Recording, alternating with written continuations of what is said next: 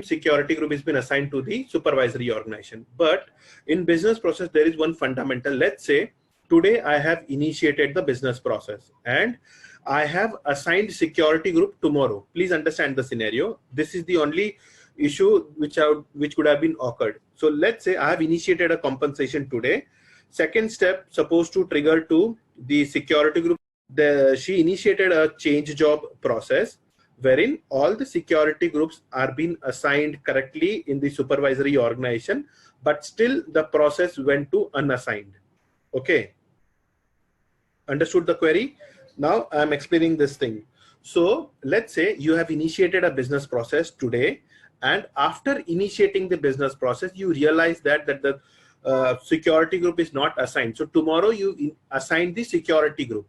But business process, when you initiate business process, let's say you initiated today.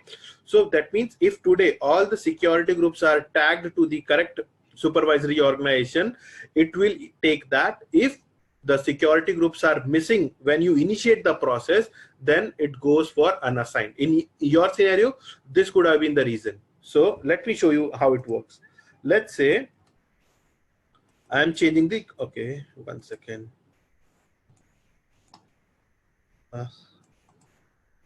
System got stuck or what? You can see my Workday page, right? Yes. Yeah, but it is not. I'm unable to use this. One second. Okay, my connection got lost. 1 second, I'm just reconnecting it again. Okay. Guys, 1 second, I'm just stopping it. I have not shared. 1 second, let me share it again. Yeah, I did that. Let me just. Yeah. Now I can see. Okay. So let's say I'm changing the compensation. For any business process, let's say this is change compensation. Okay, where is the task? Request compensation change. So if I initiate this today, see, don't go for effective date. Business process works. All the assignments should be in place when you initiate the business process.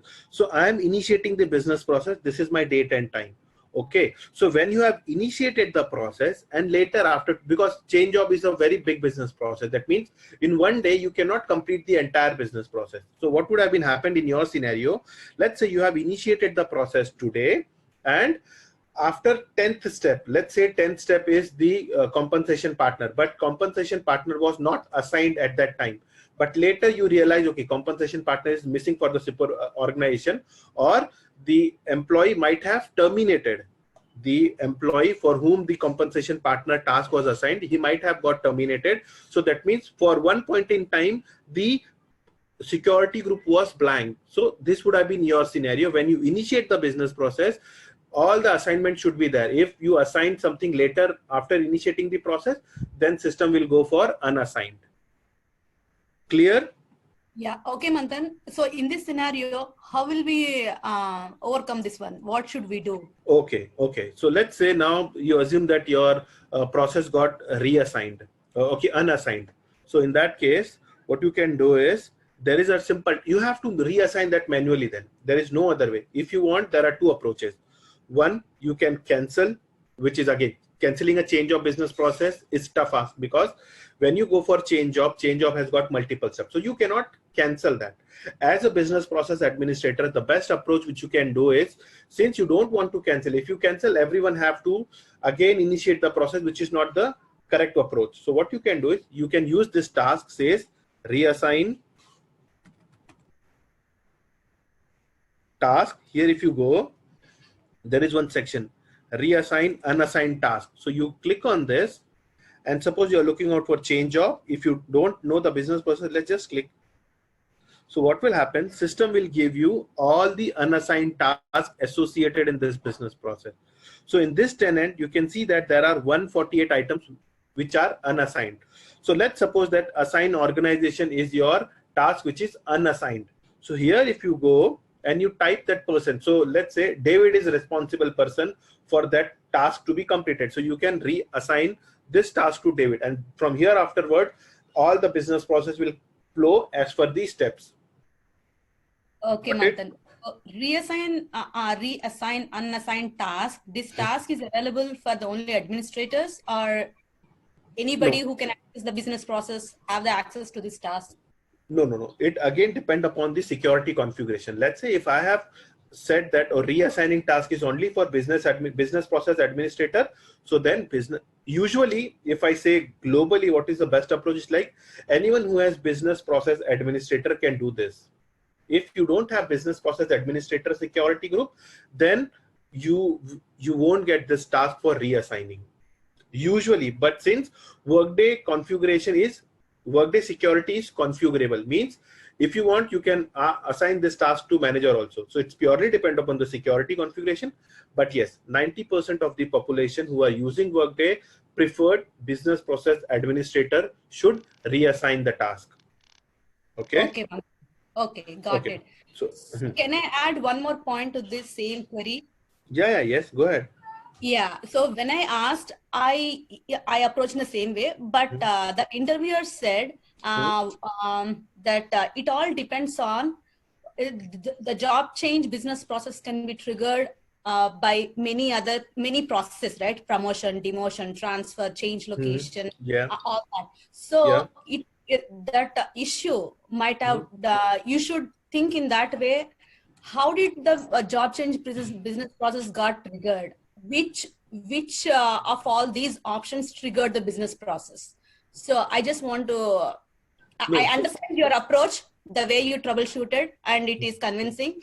So he added that point. So I don't know whether it is useful here or not. Just want to let you know. No, see, when you say that anything, if you choose any say reason, whether it is promotion, demotion, or change of location, but anything can happen based on your business process definition. If the task is getting unassigned, the main reason is that the security group person is not available. Okay, you got the reason, right? When some task got unassigned, because the security group which assigned for that supervisory organization is missing. So you know the reason. What could have been the issue in that case? That the task was triggered to compensation partner, but for that supervisory organization, compensation partner was not available. So this is the reason. What he is saying, it is based on the reason, but reason is nothing to do with your steps, because when you choose reason based on your business process condition, the steps will trigger. Let me open any change of business process. Okay, let's consider this change of business process. See, even though if I choose any reason, my task will remain the same. Okay, this process is in error. We'll solve this error later, but let's understand this is my change of business process. So once you initiate change of business process, initiation is done. Second step will based on this condition. What does this condition says? That it should go to manager. So if your task is unassigned, that means for the employee for whom you are initiating the change of, manager is missing, then only your task will go for unassigned. Here group is nothing to do with your reason. Condition is responsible, whom should it deliver. So if this condition satisfied, my task will go to manager, or else my step B will get skipped and it will go to step 3. So the only thing when that some task goes for unassigned is your security group assigned to the business process should be missing. Got it, Manthan. Thank you. You got it? Because the question you added on later, I don't think so even you got convinced what he was saying. Theoretically, practically, this is not the reason what he said, that you have to choose the reason. There is nothing to do with the reason. Genuine thing is that your business process security was missing to the supervisory organization. That was the reason it went for unassigned. Okay? Okay, Manthan. Thank you. Okay. Let me open the questionnaire and then we'll continue from there. We'll see. We'll go sequence wise. If I start the studio part, then there is EIB report, calculated field is there. So that is not convincing. So what I'll do, I'll start from report, calculated field, and then core connector, EIB, core connector, and then we'll stick to the studio part of it. Okay. So since these questions are arranged in like haphazard manner, so we'll just see which question suits with our flowing of the training, and then we'll continue with that. Okay. So let's focus on Question number, what is difference between CCW and pickoff?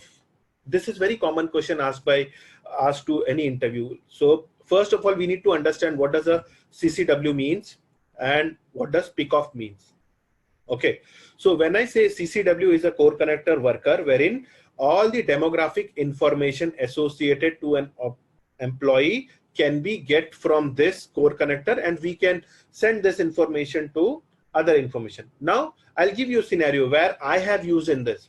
So let's say there was a Interact. Interact is a third-party application wherein Interact is like you get some, when you join new organization, you get some intranet portal, right? In that intranet portal, you get the new openings is there. Then you can see, you can search for any employees, you can post any queries, you can get news. So that was the Interact application wherein my task was to send all my demographic information, because Workday is my single point of contact for all the employees information. So what I'll do as a technology guy, I cannot say that you do the data entry in other application also. What I say that since we have a data storage in Workday, what you can do is we can leverage Workday's data storage and transfer this information to Interact as an application. So all my demographic information, first I used EIB format, which was not, I didn't get the satisfied result for EIB, so I have declined that EIB. Then I tried using CCW.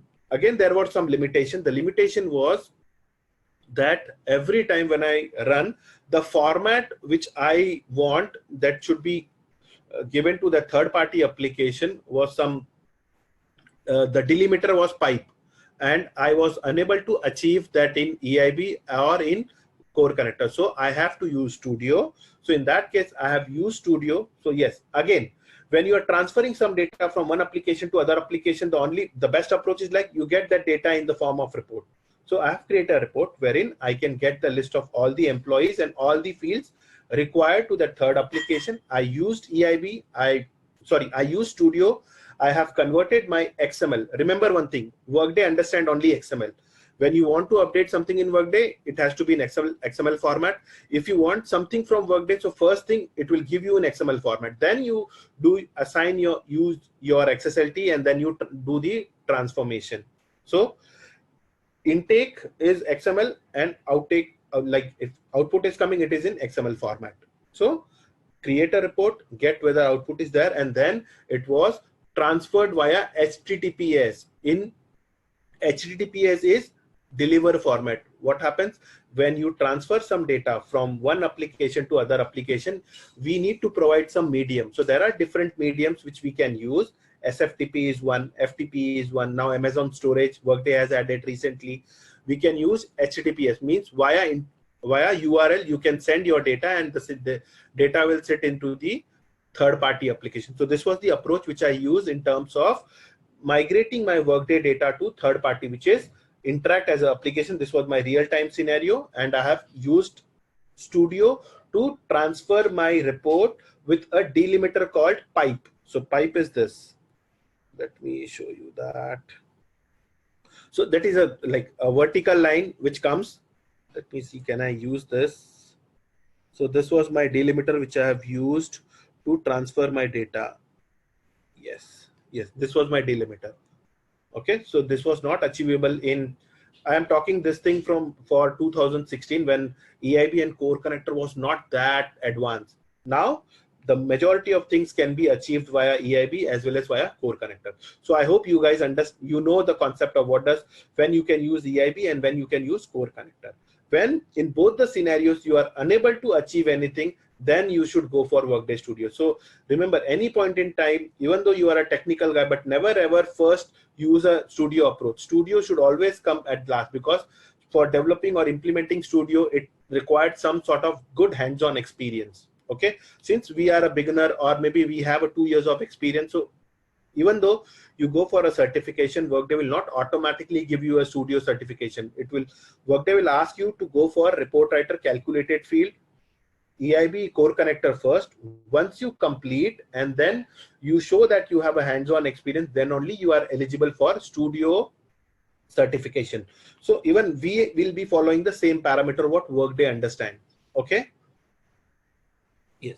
So we need to first understand what is the, okay, now coming back to pick off.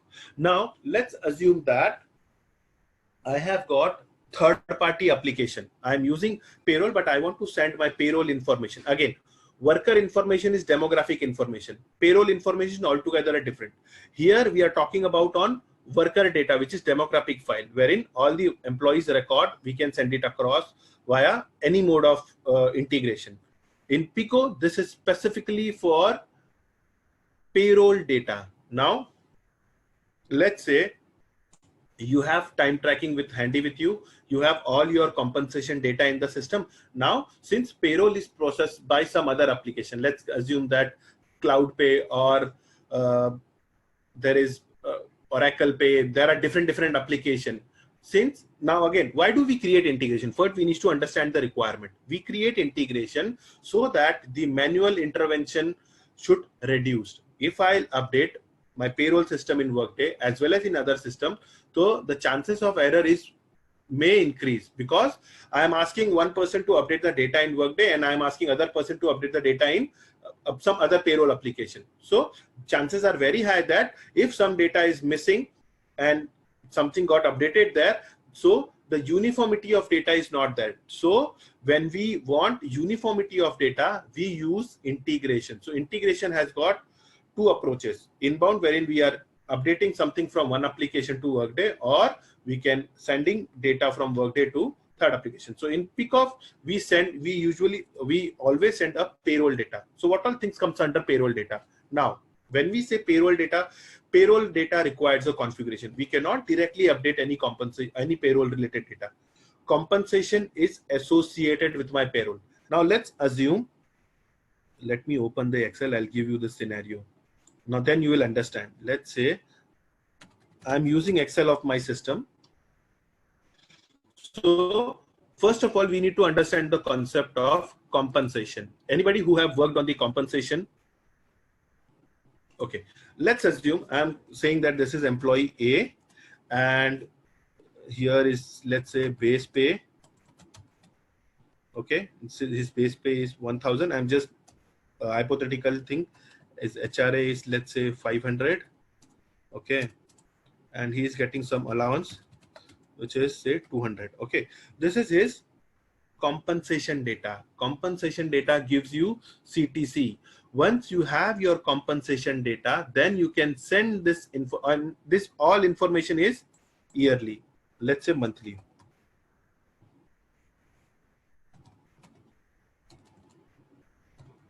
Okay, this is monthly. Now assume a scenario that I'll get pay for 30 days. If I work for 30 days, I'll get this much of my salary. But assume a scenario, let's say I am not working for 3 days or I have not worked for 10 days. So what will happen? Though you will send this information because this is my compensation information. I'll send this information. Once I've sent this information, a normal calculation, if I'm getting 30 rupees per month and I am on leave, let's say I am on LWP for 10 days, obviously I'll get 20 rupees for that month. How you did that? You got the monthly salary and you reduce the amount by deducting my loss of pay, by deducting my leave. So same thing happens in Pickoff. Since payroll is work for different country. For India, we follow a different approach. For USA, we follow a different approach. So when we want our payroll system or payroll data to transfer to any other application, in that case, we use Pickoff. Okay, we'll see an example how it works in our later session, that we'll create an employee, we'll give some compensation, and then we schedule our payroll run, and we'll see that how we can do that. And again, very important thing, you use core connector worker or Pickoff, Workday will give you a template. There is a defined template which you can use to get your data.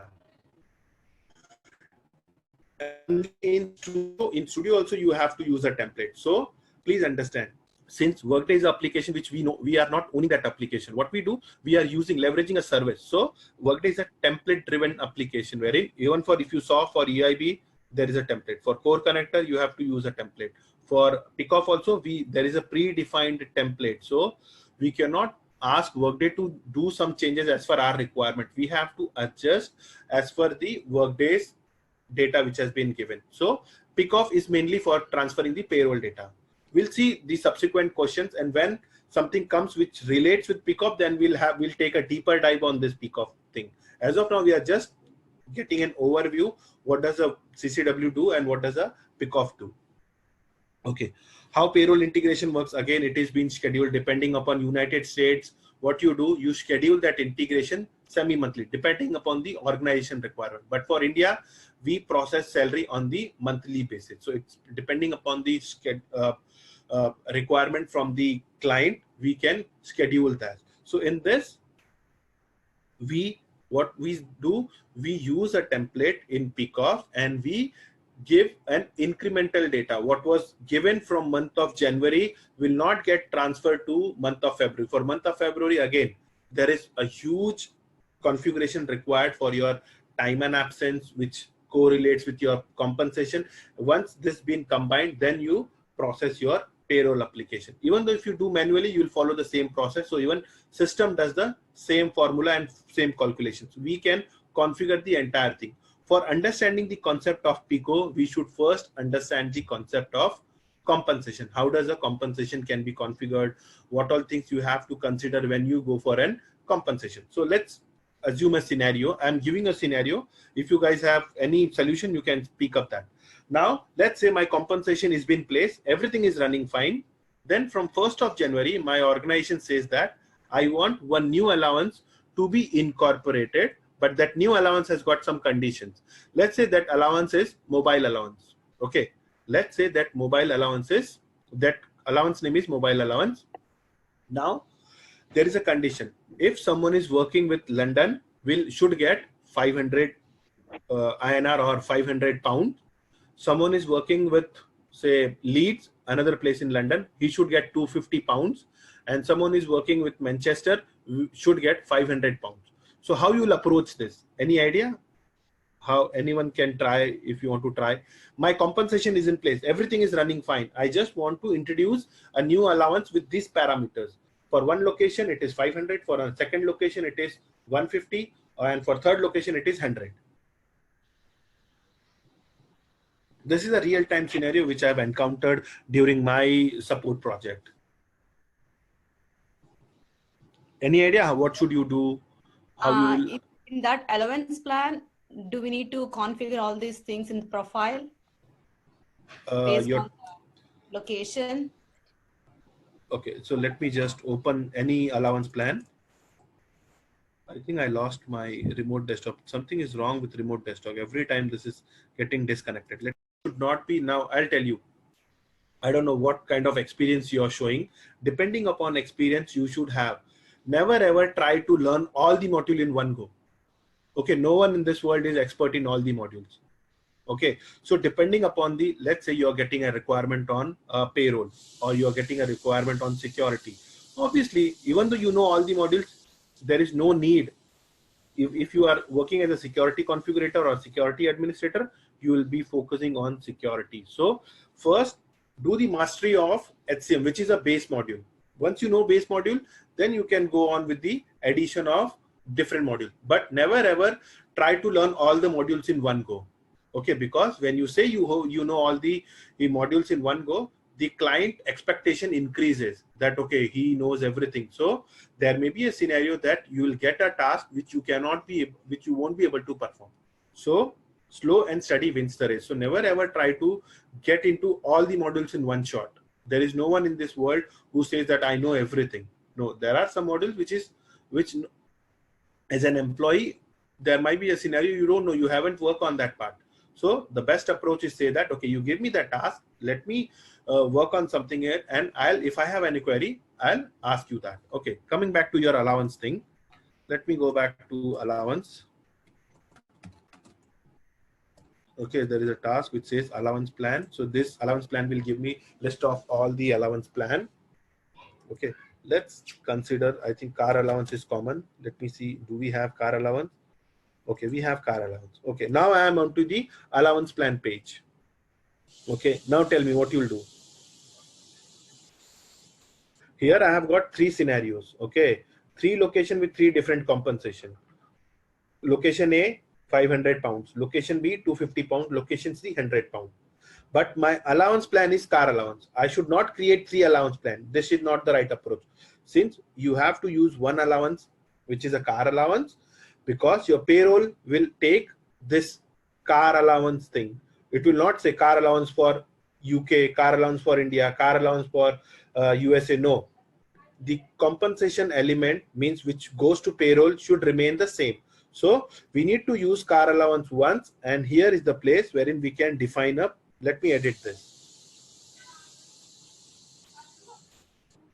Let's say edit. Let's say this is effective, say from 1st of January. Okay. So here what I'll do, I'll add. So first, because there is a condition involved in this, you are saying that anyone who is working for location A should get 500 pounds. So you will add your currency, your amount. Let's say I'm saying this is 500. My currency is, say, do we have pound? Let me see this. Or let's assume INR in that case, since we know the currency for INR. Let's say I'm saying INR. Now here is the place wherein the tricks comes. So here in this eligibility rule, you have to define the eligibility for location. So what you'll do, you'll create an eligibility compensation eligibility rule by saying that this should be applicable whosoever is getting hired for location A. Now, once you have did this, now there is a two thing. Please understand this scenario. Now, I'm giving the toughest part. This was easiest part. Since you know allowance, how to create, that is the easiest part. Now the scenario comes. My compensation plan is effective 1st of January 2020. Since what you did, you changed the compensation. But how this assignment will happen? There are 10,000 employees working for United Kingdom. How this plan will get defined to those plans? Do you think that you're gonna initiate a change compensation manually and you will assign? Do you think this is the right approach? No, because what you are saying, your allowance plan is effective 1st of January. That means one scenario is if I'm hiring employee, okay, if I'm hiring an employee, I'll get this allowance plans during my hire process. That is done, that is achievable. But there are some existing employees for whom you want to assign this. Correct? I have made the changes that from 1st of January, whosoever is working for, let's say, I'll put India over here.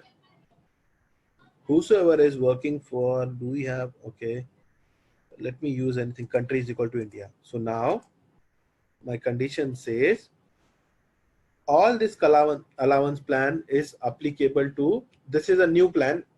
Assume this is a new plan. I'm saying this plan is effective from 1st of January. That means the employees who are already working, they should also get this allowance. So now what you do, assigning via manual process is not gonna suffice the requirement, because it will again go for manual process, which is a tedious task.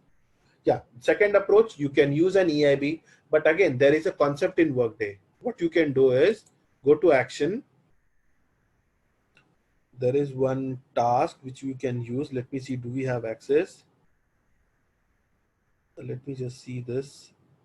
See, two approaches. There is one option. This is again an interview question. This was an interview scenario wherein you have been asked to introduce new compensation or new allowance plan into the system, and how you can assign that plan to existing employee. So the simple way you'll say, you'll use an EIB, but Workday has given you one structure which says roll out compensation plan to employee. So by using this, what will happen? If you click on this, based on your eligibility rule, let's say I'm saying this is test 1. Okay, when you want to do this effective, let's say I'm saying this is 1st of January. Reason, again, since it is a compensation, so I have to give a reason why you're giving this. So I'll say, I'll give some reason. Okay, I'll choose this. Car allowance, expected end date. If you have that plan is for any specific date, you can use it, or else you can make it blank. Now, here is the place. By selecting a compensation eligibility rule, I have used country India. So this is my eligibility rule. Okay, now what will happen? Here, I'm not using EIB, I'm not using manual process. By clicking on this, I'll get a page where all the eligible employees for this condition and for all those employee, effective 1st of January 2020, my car allowance will get populated. This is for existing employees. Okay, I have achieved for existing employee. Now, again, my hire employees, if somebody is going to hire, how do this will come play? It should be automatically populated. There is one more task. My compensation should get automatically populated when I am hiring somebody. Again, this will not suffice your requirement. If you want to do so, you have to add this compensation plan in your compensation package. You know this process?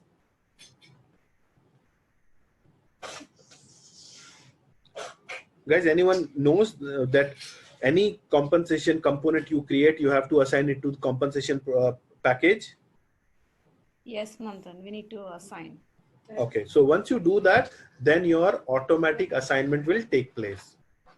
So this was the things. Again, this was again an interview kind of questions wherein you've been given a scenario and you have to explain. And now, when you explain, you have to see. I have never gone through an interview in such a way that somebody is asking me and saying that, okay, you do the tenant. You have to share your personal experience. Most of you are gone under interview. Ever in interview you have been asked to do something on the tenant? Is there a scenario, or they were asking you, let me know what was your role, what you did? Any like other thing has happened apart from this to anybody in your interview session? I think everyone is asking your approach, what you did, tell me your scenario, where you stuck, if you stuck, what was the approach you followed, what was the thing you cannot achieve in Workday, correct? So you have to make sure that you use community every day in, day out, so that you been updated with the approaches. Okay, so this thing is clear, the compensation part. Let's see which suits our requirement. So we'll follow a process. Let me see this. See, we know this process. What is the methodology used for EIB? What are the limitations of EIB? Again, there is a file size, which is very common, that the file size for EIB and core connector is not that huge. Again, this size may increase or decrease as per the releases. So exact, it was 200 MB earlier. For this, I think 250 or 500 MB, but still you can get the exact count from your community. Okay, how many SFTP we can send at once? Yes, we can send SFTP data. As many as SFTP we can add. Okay. So the question 20 is saying, for how many SFTPs we can send data at once? So Workday has not said that you can only use one SFTP. If you have 10 SFTPs in one go, by adding one on one, you can send your data. So there is no limit. No limit for sending any data via SFTP through integrations. So Manthan, one quick question. Yeah. So the use case that we would be configuring 10 SFTPs or multiple SFTPs of a single integration, for example, EIB? No. See, again, usually it is not a very common thing where you use 10 SFTP to send a single data. But imagine a scenario that you have to send demographic information. Now, there is two different vendors who are looking out for the demographic information. Let's say Interact is one application which is asking for your demographic information. And let's say CloudPay is another application which is asking for your demographic information.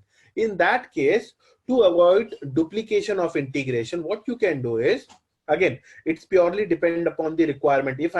If Interact is saying they require 10 records and your payroll vendor is saying he needs 20, then you cannot use same EIB to send to multiple vendors. So you should be very clear that if you want to send the same data to multiple vendors, multiple vendors, in that case, you can this approach. But as for the question goes, you can add multiple SFTPs. Okay, Manthan, got You're it. getting it, right? Okay. Okay. What is an ad hoc integration? Ad hoc integration means, let's say, ad hoc integration means the integration is not planned. Now, integration usually works in scheduled manner. Scheduled manner means, suppose if I want to send my payroll data. So this is not an ad hoc basis. Every semi-monthly, my payroll data will go. Again, if my third-party vendor is asking data, again, this is scheduled. Every 15th of month, the demographic file will go to that profile or go to that update. But what does an ad hoc means? Ad hoc means, suppose if new requirement comes, you have to migrate. So you cannot schedule that integration. Now, let me give you a real-time scenario when this comes. Yesterday, I give you the entire process when some organization is acquired, new organization. In that case, that is an ad hoc base. You cannot schedule that every 6 months, you're not going to acquire some new company. So that is not planned.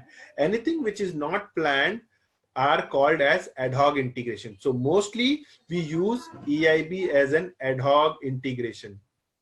So now let's assume that now I'll give you a real-time scenario which I have encountered. Let's say one location is shutting down. One organization is shutting down one location. Now shutting down one location means what? There are scenario, there are 500 employees working, or cost cutting is going on, or recession came in. So what will happen? They'll have to terminate employee in bulk. Okay. In that case, approval is already there. Top of the organization already says that you terminate 10 employees or terminate 500 employees. So this is not a recurring event. Okay. All of a sudden something went wrong, company is not doing well. So what will happen? You have to terminate the employee. So in that case, what you'll do, you'll not follow an approval process, because even though if you are following an approval process, what will happen? The employee for whom it is going for an approval, he might be also going for a termination. Okay, this is a real-time scenario. In that case, to avoid all the approvals system, we'll use EIB as an ad hoc and we'll terminate via EIB. You got the scenario when we can use this. This was the one scenario. There are multiple instances. It is not associated with termination. It can be compensation change if some of the employees saying I'm not going to work on this, or you in between you have to upload something which is not loaded via EIB. Let's say one more scenario. Have you heard about custom object, concept of custom object? Okay. Custom object is something which is not been driven by Workday, is driven by as a client. Let's say I'm assuming a PeopleSoft. In PeopleSoft, you have a payroll ID, but in Workday, there is no payroll ID. In Workday, we say employee ID is there, which is very common, but payroll ID concept is not there in Workday. So what you will do, in this case, you will create a custom object. We'll take a deeper dive in terms of custom object, because even custom object holds very important role, because when as an organization, whatever things gives Workday is not always mandatory that all the data I should have. My third party application, let's say I'm using PeopleSoft and now I am migrating my PeopleSoft data into Workday. So the possibilities are very high that whichever field was there in PeopleSoft should not get in Workday. Let's say in PeopleSoft I have 500 fields, but in Workday I have 450 fields. So what about 50? Those 50 fields are very important for you because it is a payroll data or it is a payroll ID. So in that case, what you will do? You will create a custom object. Custom object means it is depending upon the organization. If my organization is not having that field in Workday, I'll create a custom object and I'll assign that custom object to employees. Okay. So in this case, again, updating all the custom object requirement is an ad hoc thing that was not planned. One time, if I've given a payroll ID, my payroll ID is not going to change after 1 month. My payroll ID will stick. So this is an ad hoc requirement wherein once in a blue, you have to update some information which is not planned. So the thing which is not planned, always we can consider that as a ad hoc thing. So in this scenario, EIB is the most used approach. Okay. Okay. Okay. Now let me tell you number of EIB. I don't know the count, but I'll tell you which are the most effective EIBs can be used. And since you have a tenant, you can practice those. So first try to hire via EIB, which is the toughest EIB as of now. Try to hire 10 employees, and this is just an assignment for you guys. Try to hire employee via EIB. And yes, it should not only hire, account should automatically get created. The compensation should already also be assigned. So make sure that you use 3 sub-business process to hire the employee via EIB. This is an assignment for you guys. So hiring employee via EIB is one which has been widely used, where you get some ad hoc organization clubbed with your organization. Then request compensation change. Since every year the compensation is changing, so request compensation change is the second most EIB used as an data upload.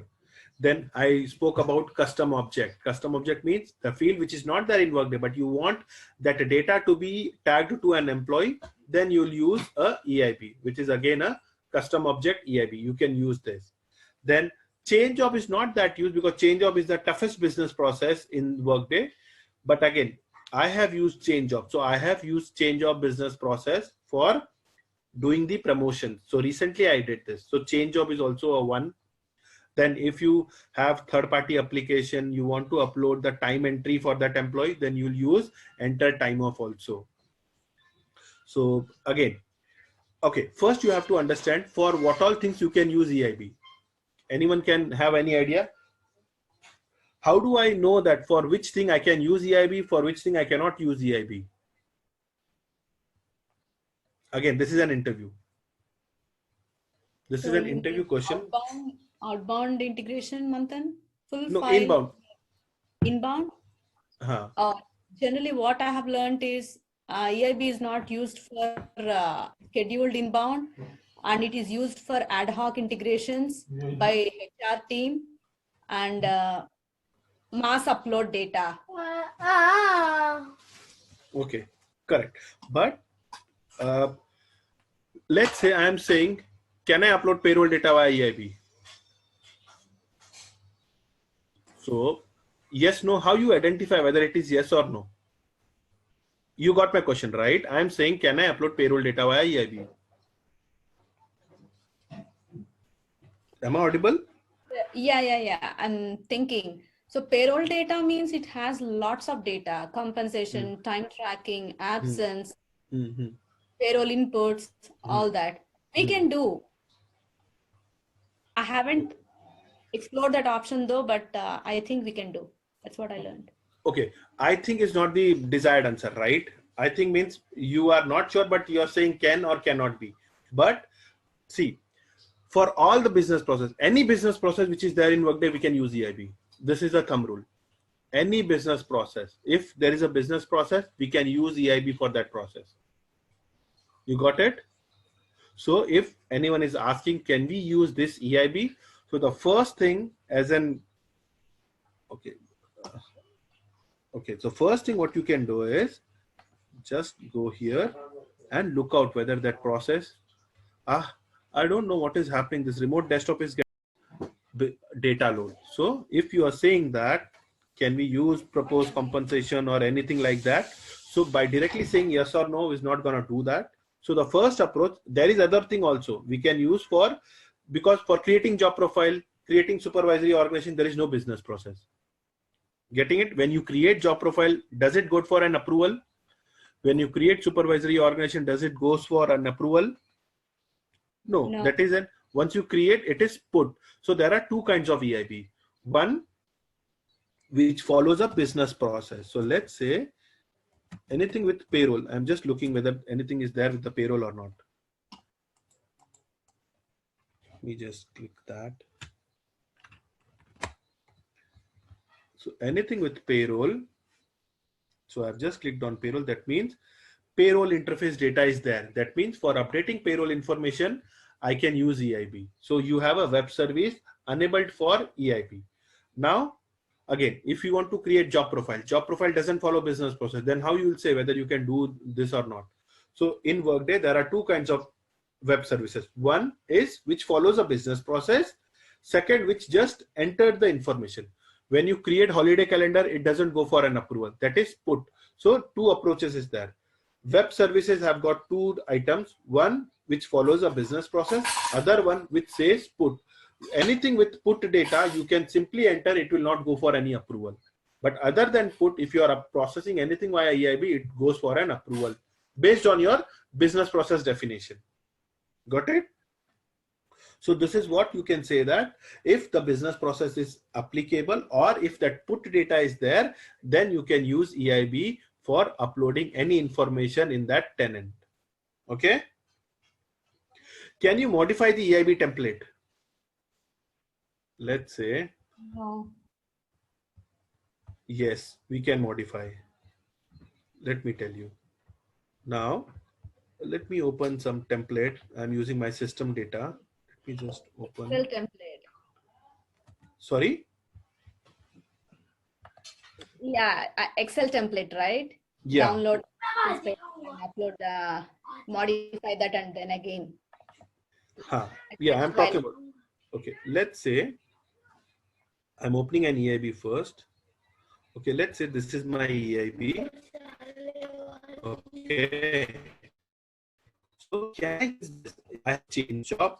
So this is just a simple EIB which I have used.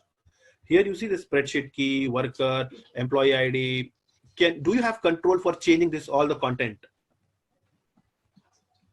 Can we change that? Yes. Yes, we can change. Yeah, that. we can change. We can change that.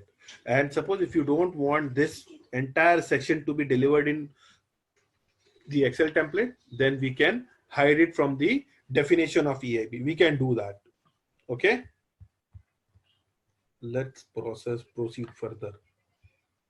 Any queries as of now? Okay. What do you think that the limitations of EIB can be? First is very common, which is size. This is very common, which is not like 200 MB. No one sent 200 MB of data in one go. So again, size is from Workday side, but in real-time scenario, this is not the showstopper for us. What is the other limitation of EIB? We spoke on this yesterday, but still, since this question is there, then I'm discussing on it. Yeah, do you think but then it should not run more than 3 hours. Yeah, again, this is from Workday's side, but this is not a showstopper. Okay. Okay. One data source, one transformation, and exactly. one We cannot we should not.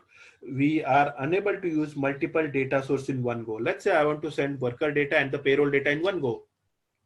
So again, two report is not there. We should have only one data source report wherein that can be. So this is one limitation. Again, this is a limitation, right? In real-time scenario, if I want to send multiple files in one integration, I cannot achieve via EIB. If I want to use this, I have to use Studio only. Even Core Connector will not achieve this. Core Connector uses a simple one template. You cannot use multiple templates in one Core Connector. So this is like limitation in Core Connector as well as in EIB. In EIB, we can one use case where you have to select send to multiple files, like data sources, for example. Okay. So again, I haven't gone through with this. Like I don't have any hands-on experience on this because I have never encountered such thing. But yeah, just to answer your query, let's assume that you are not, now there is a strict scenario. If you are not getting that data via calculated field. So anything when you are sending something from Workday to third-party application, the simplest approach is create report. And there is instances wherein one data source is not giving you the information via one report. So now assume a scenario. You can create a report which will give you a demographic file. So one thing is there, but you use lot of calculated field, but then too you are unable to get the say project or time of data for that employee. I'm just giving a scenario. This is not the real-time scenario because I have never encountered such thing, but I'll tell you what can be the issues when you say that.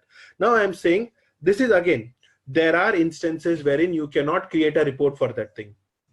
So you have to send two details to a vendor, which will give you a payroll data as well as a demographic file. Now, once you create a report, you cannot get payroll because for getting payroll, there is a different data source. Okay, let me show you that. When you create report, what is your limitation? for creating report also, you can use only one data source. So let me just look here.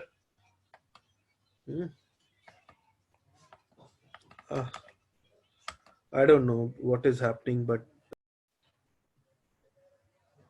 heard it, Manthan, but never used. okay, what you do in that composite report, when you use composite report, because one data source is not achieved, this is the right example.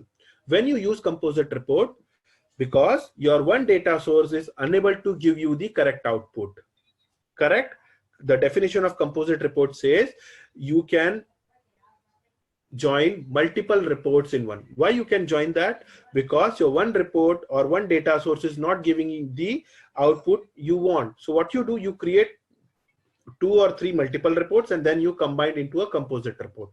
So when you want data from multiple data source, in that case EIB will not work, because EIB says you need to have one data source for the one data source. So in wherever you want a data output from multiple data source, in that scenario EIB will not work, even core connector will not work. Got the point? Whenever you want a multiple data source, let's say I'm creating a report. Okay, I'm creating a report. So if you go here, let's say, okay, let me use advanced so that I'll get multiple thing. Okay, now here you cannot select multiple data source. So there is a worker, I want demographic file. So I'll create a demographic file from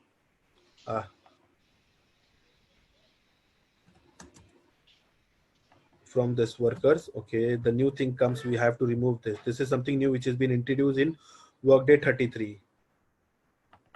So all workers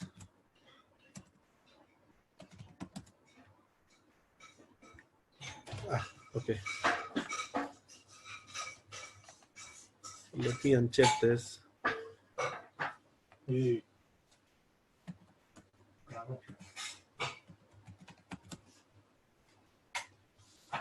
Okay, all workers. Okay, now if you see this, all worker will give you all the demographic information, but if you want a payroll data, so you have to use payroll result. Let me uncheck this. So in this scenario, what you are doing, you have to use 2 different data sources for getting one output.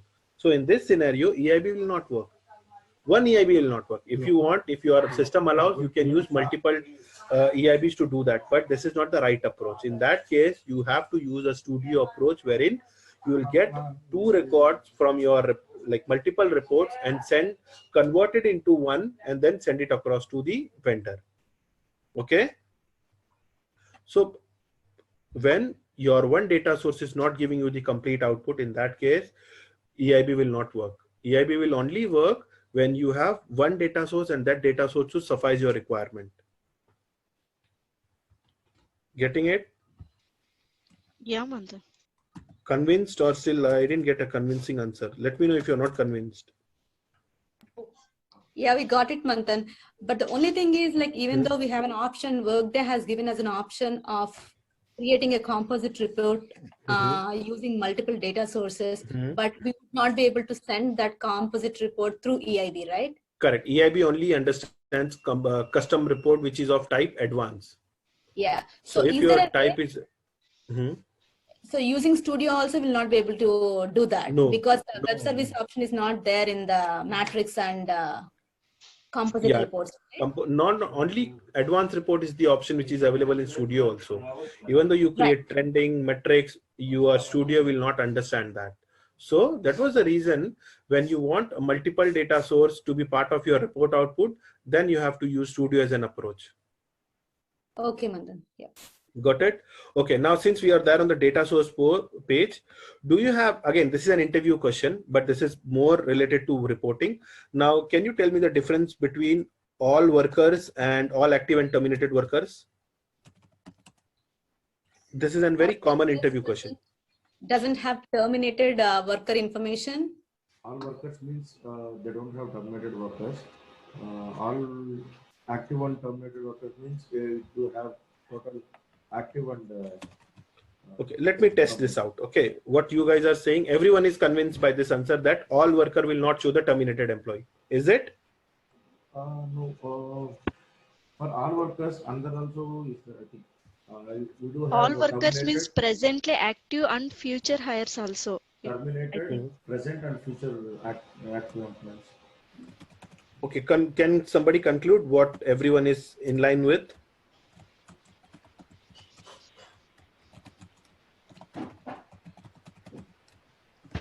Okay, I want the difference between all workers and all active and terminated workers. So you guys, all workers data source is not an effective data source. we can do that. No, if you want to do effective dated, what you can do is, okay, let me just create this report. If you want effective dated, you go to the prompt and make it effective.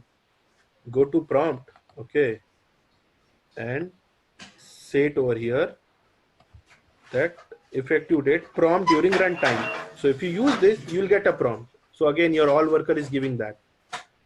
Okay, let me first conclude what you guys are saying. You guys are saying that the terminated worker will not show up when we are using all workers. So let me see that whether that is true or not. Okay, I know the answer, but since I just wanted to show you that, do we have terminated field over here? Let me just see this.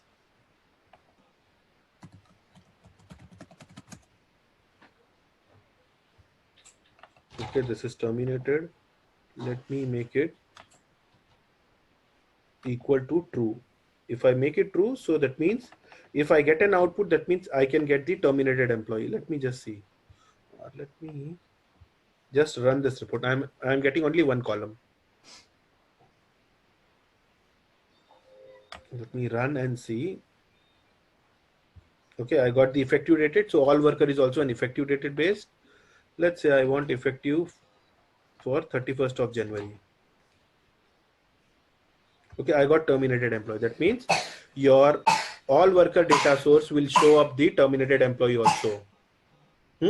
Now I'll tell you the common difference. This is an interview question. Okay, importantly, all workers means you can get contingent worker, you can get employees. Worker means employee and contingent worker. So understand the terminology. Worker means employee and contingent worker. There are two kinds of worker in Workday, which is contractors like contractors will show up under contingent worker and employees will be part of an employee. So now understand the difference. All workers will show up future hires as well. Let's say I have hired somebody for 2nd of February. When I use future hires, all workers, I'll get this data. But if I'm using all active and terminated worker, here the future hires are not part of it. I can only get the data as of today. Even though if I put as of 2nd of February, then too my data source will not show up the information, right? And understand there is a huge difference when you choose data source. Depending upon your data source, the entire performance of your report depends. You're getting it? Yes, so, yes. So when you want as per your requirement, if you want future hires, you will always use all workers. So the definition says, okay, if you want to do this, just go to the related action and just read this. You will get the definition of it. So it says access the worker as a primary object and return one row per object, includes worker even after to be hired for the future. Can you see this? Future hires can also be part of all worker, but in terms of active and terminated worker, it will show you as of today, whosoever is active, terminated, you can see only that record. Understood the difference? Yes, Manthan. Okay, let's move on to other questions which are associated with these things.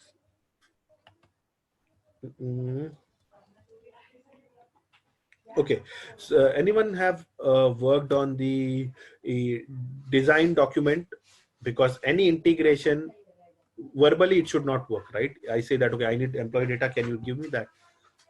So when you get this requirement, what should be the first approach? Let's say you got the requirement, verbally you got the requirement. Okay, let's say I'm saying I want a demographic employee for 15 fields. So what will be your first approach? How you will start developing this report? I gave you a verbal requirement by saying that I need employee name, I need employee date of birth, job profile, supervisory organization. I've given you, I need this report. So as an employee, as a Workday consultant, what you'll do first? I'll create a design document. Okay. By saying that, I'll say that, okay, I'll be, or else the best approach, you can ask this from client as well, that please give me the requirement so that I can start working on it. Because when you get some requirement verbally, the chances are very high, then back and forth will happen. And every time when you do something, you have to go for changes. So it's the best approach is when you get any requirement, get that documented first, get that signed on that, okay, this is what you are asking me. This is what I have understood based on both of our understanding. I am creating this document. Please let me know whether this document suits your requirement or not. Once you get the sign off and the document, then you can go for your development. Okay, because we are working as a consultant, so even we work for extra hours, that is also an activity which we are giving for an organization. So yes, okay, I'm not talking when you work with a client. Okay, sorry, when you work as a employee of that organization. But yeah, in client vendor environment, you have to take the sign off before getting into new requirement. This is a simple approach which everyone have to follow. Any requirement comes from your client, make sure that you document it, you get the sign off.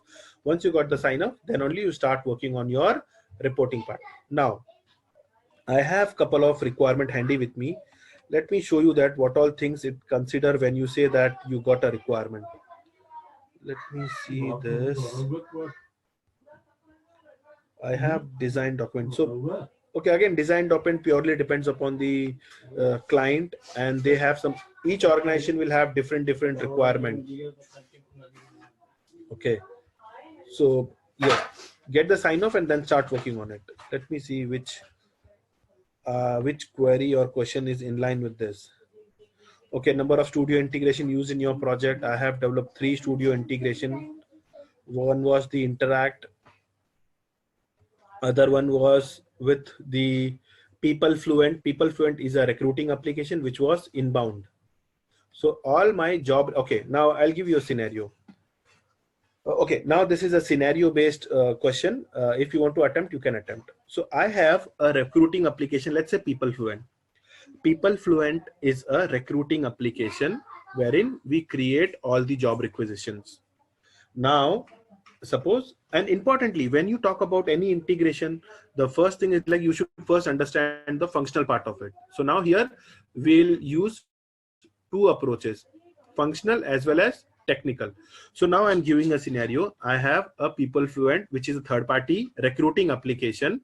In that application, I am creating the job requisition. After job requisition created, I want all those job requisition should migrate into Workday. Okay. Once that job requisition is migrated, then all my create position and my hiring will start from Workday. So this is my requirement. So do you think that EIB will work? Again, it depends upon the thing, but in this scenario, EIB is not the correct approach. You will not ask your vendor to every time fill that template and upload via EIB or make sure that he understands EIB. No, this is not the thing. Core connector, you cannot think of core connector when something is inbound. So the best approach is Workday Studio. So by Workday Studio, what you will do, you will get all the People Fluent data. Since Workday only understand XML, you make sure that Workday only understand XML as a language. So you have to do all your transformation of all that data via using Studio. Again, Studio is the third party application which is being governed by Workday.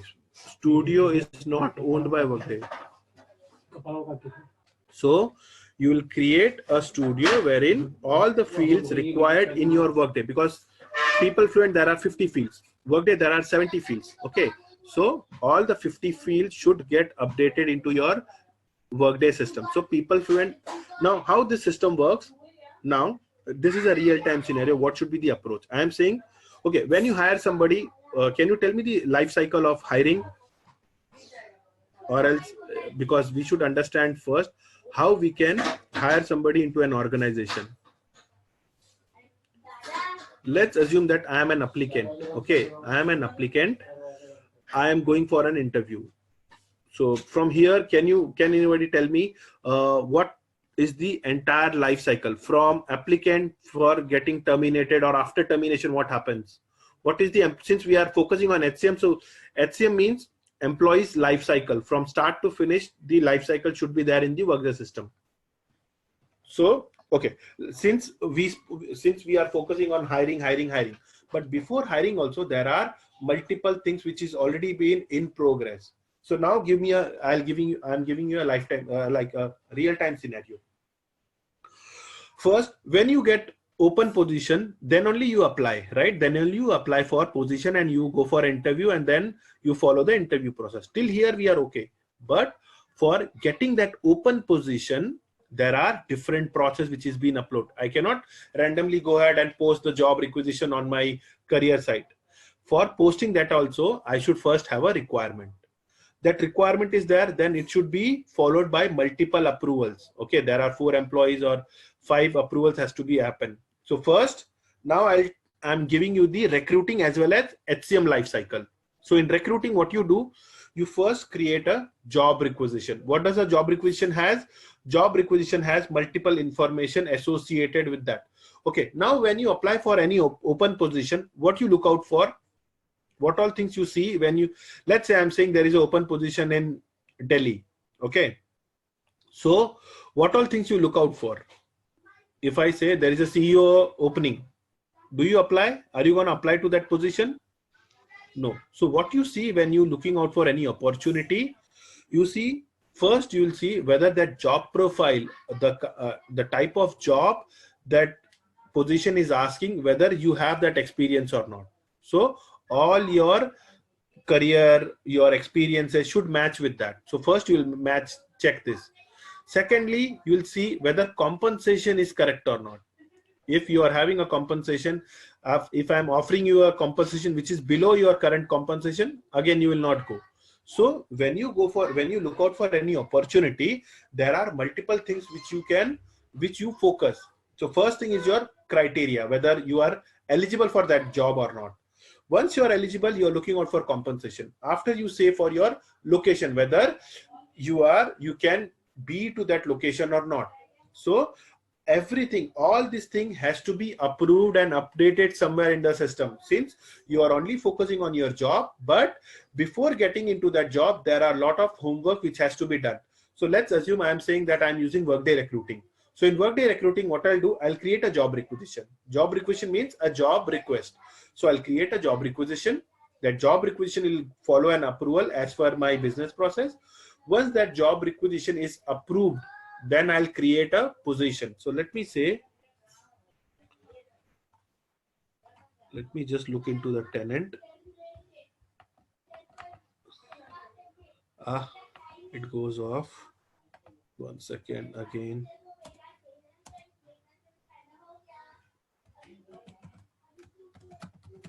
Okay. So when you create job requisition, then you create position. Once position is created, from there afterward, I think everyone is aware what has happened. You initiate hire, you do compensation, you perform all those things. So this is the life cycle of an applicant. Before applicant also you create job requisition. So this is the entire life cycle. So now here I'm giving a scenario wherein I have a third party application, which is a PeopleFluent, wherein all my requisitions are being created in that PeopleFluent. Once the requisition is updated, now you have to understand, you cannot take the in progress transaction. If you take in progress transaction, and in future if that in progress transaction got cancelled, then your system is updated, right? And importantly, integration is one way. Integration is one way. Let's say now I'm giving you a scenario. Okay, what does I mean by one way? Have you ever seen a scenario wherein you have cancelled something in the one application and that it is been updated to other application? So integration is one way. One way means, let's say I have created a job requisition in PeopleFluent. All my job requisition is being updated to Workday, and I have initiated hiring. I have hired somebody, and that job requisition has been filled. Now later point in time, you have cancelled that job requisition in PeopleFluent. Do you think that if that cancellation has happened, your Workday will get updated? Have you ever seen such kind of scenario that once you have created, all your hiring is being updated, now you have cancelled that transaction from third party application? I'm not talking about Workday. Okay, I'm using two applications, People Fluent and Workday. All my job requisition for People Fluent should move to Workday. Okay, this has happened. All my job requisitions are now updated in Workday, and now I have created a portion and all my hiring has been done. Later point in time, I have cancelled that job requisition for my People Fluent. Then there is no connection between your cancellation of job requisition to Workday. Even though that cancellation flows to Workday, but Workday will not cancel that process, right? You might have seen an error where you say you cannot cancel this process because there are subsequent processes. Okay, let me show you the scenario. Let's say I am going to David again and I'm trying to cancel one process. So I'll get an error. So same thing will happen in your real-time scenario as well. So there is no two-way communication. Let's say I'm going to his worker history. I'm trying to cancel one record and I'll get an error. He has only one. Let me use another David. I want multiple process to be updated for one employee. Let's say job. Here, let's say worker history. Okay. So here, if you see, assign, okay, even he has got, okay, step completed, rescinded, personal information process. Just let me know that. Okay, I'll give you a scenario. Since I don't know the worker history of any of the employee from this tenant, but now I'll tell you. If you have given a compensation for 2 times. Let me give the compensation. Since assign organization is there, let me use assign organization for same thing. Now I'll give you the real-time scenario. Let's say change organization assignment. I'm changing this from 5th of January. Okay, now I'm changing the organization for this employee. Let's say I'm changing the reason. Okay, I'm initiating one transaction. Let's say he's from Central Africa. Now all my assignment is done. Let me click on OK. Okay, GTC third party payroll is required. Okay.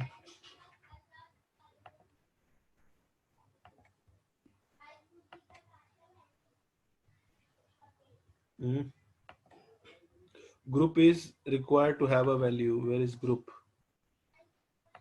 This is again a custom error. Okay, we have created a custom error. When you see this error, such errors, these are the custom errors created with like assigned on the business process. This is not Workday delivered. There's the reason I'm getting this error. I am not able to get that.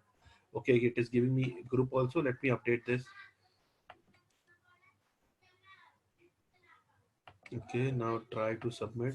Again, I should not get one error.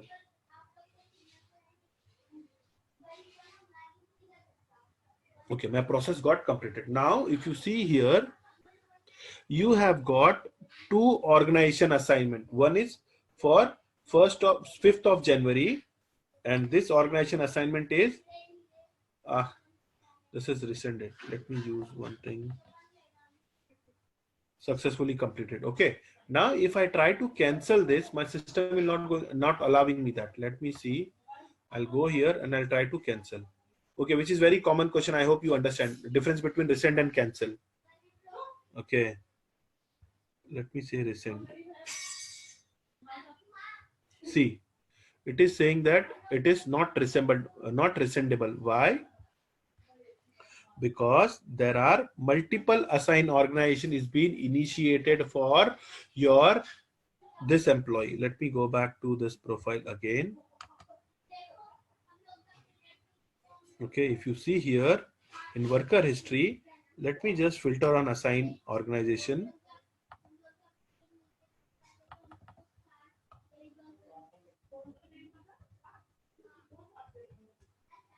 Okay, if you see out here, there are, okay, rescinded I don't want. I want assign organization. So whenever you want to do this, since you are unable to cancel this because there is subsequent process which is already been there. So if you want to cancel, first you have to cancel the latest transaction, then only you can cancel the backdated transaction. So if I cancel this, then I'll be able to do this. Okay. So if your transaction is successfully completed, now I am coming to the point wherein I said if I have created a job requisition that is being updated in Workday, all my process is completed, and later on I realize that the job requisition is not correct, then I have to use a manual intervention wherein I have to cancel that job requisition in PeopleFluent first. Then I have to cancel all the transaction associated that requisition from Workday, which is a manual task. Okay, there is no two-way communication. If it is canceled here, it will not cancel there because Workday follows a different approach. PeopleFluent follows a different approach. You can do this approach when you are using same product. So recruiting is from Workday, HCM is from Workday, then this can be achievable. But when you are using, this is a real-time scenario where even Workday or PeopleFluent, they both don't have any answer. So this was a place, this was a real-time scenario which I faced, and I was not having any clue. So you can use this example whenever someone asks that, okay, can you please tell me where you have encountered that the situation is clueless, you won't be able to perform any activity. So this was a scenario wherein I stuck and there was no solution. So this is very common question. Interviewer will ask, tell me the scenario where you found that you are helpless or Workday is not going to give you any updates. Since you're not owning Workday, so Workday will follow their own approach. So you can say that in you while creating one integration, there were an instance where you have cancelled one transaction from third-party application, but that was not getting cancelled from Workday because once the transaction is completed, Workday will not cancel that. Okay, that is there. Then here in this case, you have to use a manual approach. So you can use this as an example when someone is asking, tell me an instance where you have encountered a helpless situation. Okay.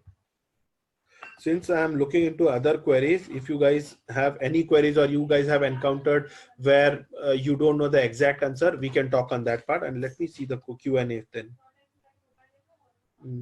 Okay, what are the web services you used in integration?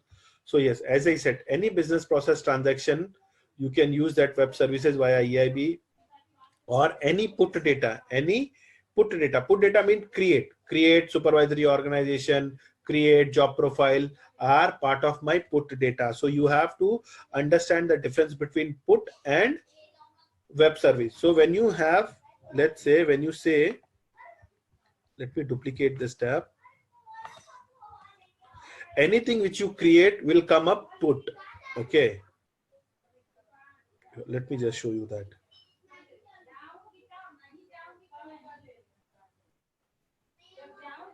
Let me just get this information.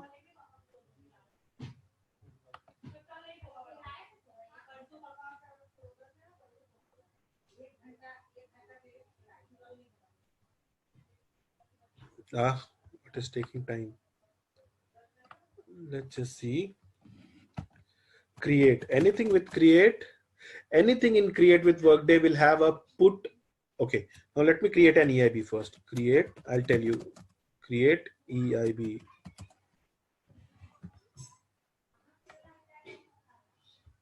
Okay. I'll say test 1, 2, 3, 4.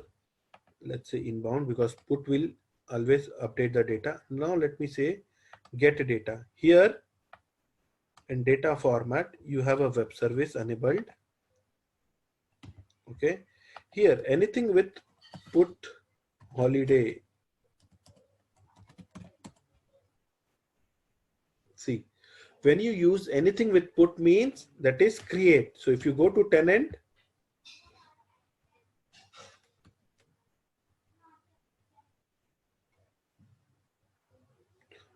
this it is getting refreshing. Wait 1 second. So any web services which has a put means you can use that task as create holiday or create calendar. Sorry, let me just see that.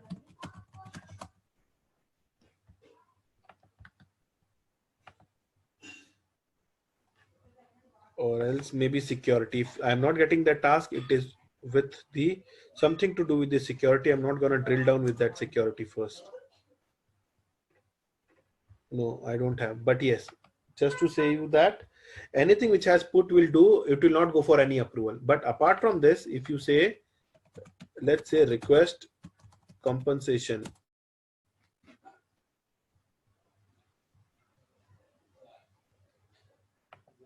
so anything with means other than put will always go for an approval as per your business process. So this is a common difference. And I was into this question. Let me go to that question. Okay. Where is that? One second.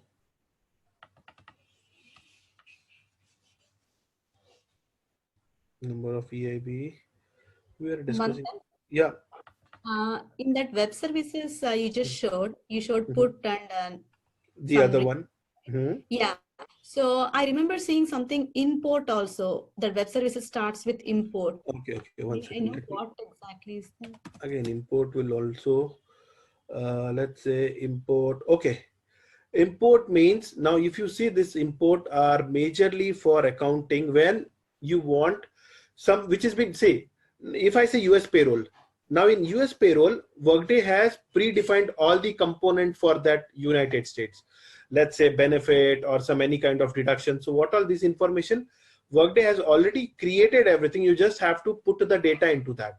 Means now when you create holiday, what you do, when you create holidays, what you do, you create holiday first. But imagine a scenario, not a scenario, for Workday payroll United States, Workday has got all the component created by default. You don't have to configure anything when you are using Workday payroll for United States.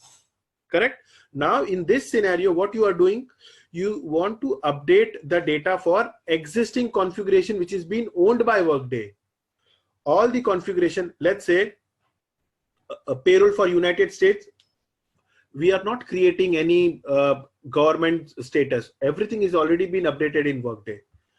Or let's say benefit, all the benefit component as for user government. Okay, when import comes, when there is a government related things where all the organizations should have to follow that. When scenarios come, in that case, we are not uploading, we are not putting, we are importing data, because I don't have any authority to change. If US government says that some payroll information should follow a specific format, in that case, I will use import data. So now you have encountered three things. Put means when you create something, that will go put. Other than put will be your business process. Now third thing we have encountered, which is import. Import mean all the defined template. Let's say accounting for United States. All the companies who are from United States will have to follow the same accounting, right? In our case, we are following GST. So any companies in India have to use a GST as a template, or GST as a tax deduction thing. So in this scenario, what we do, we will be uploading from, let's say I'm using Workday or any other application, all the component or all the terminologies remain the same. The only thing is system is getting changed from PeopleSoft. Now I'm into Workday. So what I'll do, I'll import data. Got it? Yes, Manthan. So any government related, statutory related information you can import. So you cannot create this thing, receipt data or this thing. You have to upload this information via import web services. See, if you see out here, everything is here. You can see that import customer invoice means from one system, you are updating that customer invoice to Workday system. So this is not, since this is majorly for accounting, we are more focused on because accounting thing has something to do with government, because anything which deals with currency or money, it has to do with the government related and with the accounting. So this is majorly or mostly into accounting terminology. Our focus is on HCM. So since you have asked, I have given you a brief about it. Since I have never used, so it was not like that I have thoroughly used something with associated with financials. I am a core HCM guy. Okay. Okay, Manthan. Thank you. And let me jump into other thing which is in line with our things. Okay, this is a very common question. And again, this is an interview question which asks, what types of report you have created? Let's say you have created. Somebody want to answer this? Advanced in matrix. Okay, but okay, simple you forgot, which is very simple. So at least add one more point that Okay. you have. So, Correct. Manthan, then coming to this point, do we do? Is there any real advantage of using simple reports like Yeah. use cases? Yes, I'll tell you. Now, you are an expert Workday report writer. Okay, I'm assuming that you are an expert report writer. So if I say, please create simple report first, you laugh and they'll say, okay, I'll give you in 5 minutes. You'll do that. But imagine a scenario. Let's think as an HR perspective. Now you are an HR, you're not a Workday consultant. Now, if I say, HR, like as an HR, there is a day-to-day activity that some point in time they need address, they need mobile number, they need any information with the employees. So creating a simple report is very simple. As the name says, simple report. So simple report is handy for the end user, not with the consultant. Okay. Let's say I'm an HR. Now I'm looking out for address of the employee. Now what will happen if they'll ping you, please, can you create this report? So what will happen? Suppose if you're working on some important project. So again, if somebody is asking for simple report, first you laugh and then you'll do it. Again, what will happen? Importantly, when you enable your end user, not up to that you are expert and you make them expert, no. But you should always enable your end user so that for small things, they should not ping you, because you are there not for small thing, you are there for something big. So as an end user are always using a simple report so that, okay, some data is very urgent. Let's say I want now address of the employee to be given into my Excel format. So I'll simply go and create a simple report. So as an HR partner, you can assign you can give a simple report creation task to HR partner, because HR partner in day out, sometimes they need mobile number, sometimes they need ethnicity, sometimes they need date of birth. This is a day in day out task as an HR partner. So in terms of HR partner, simple report is very handy. They will not every time look out for consultant. They'll themselves create and use the report.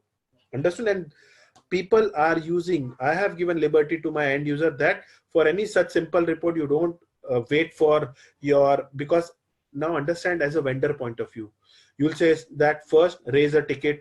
Then if it is a P3, I'll look after 24 hours. So understand as an HR perspective, if I need that information right now, I won't be waiting for 24 hours to give me the solution. So just to make sure that since it is a simple report, you put and you will get that. So simple report is very handy. So yes, in real-time scenario, simple reports are being used by HR partner, mostly by end users. Okay, Manthan. Okay. Now, okay, what are the different kinds of report and what are widely used? So advanced and simple report are the, which covers 70% of reporting. If you know simple and advanced report, then it is 70% of reporting you know. But there are other reports which you can use. Metric report is very important. Now, every time if I say I am bored of getting into 1,000 record. Now, imagine a scenario. If you are a CEO of an organization, okay, if you are a CEO of an organization, do you feel that every time if I share you an Excel, you'll be happy with that? No, if I'm a CEO, I'm not bothered about all the attendance of individuals. I just wanted to know, I have got 500 employees. Out of 500 employees, how many are on leave?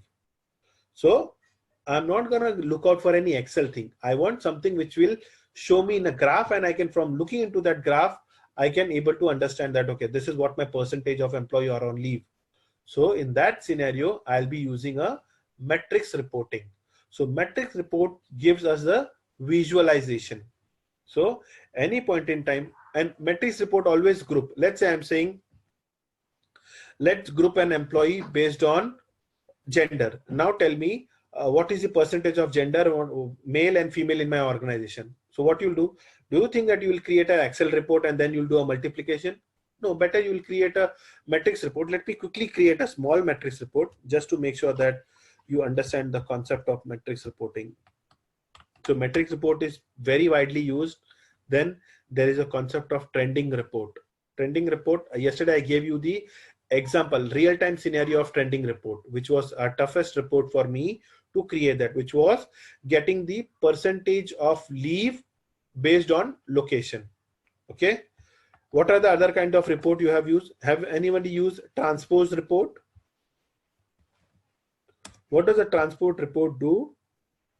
Transport report will convert your column into row and row into column. But that is not widely used. The widely used reports are simple report, advanced report, metrics report, and trending report. So if you say that you are a Workday report writer, so you should always know these 4 kinds of reporting. Sorry, I gave the wrong password. Which is 1 second.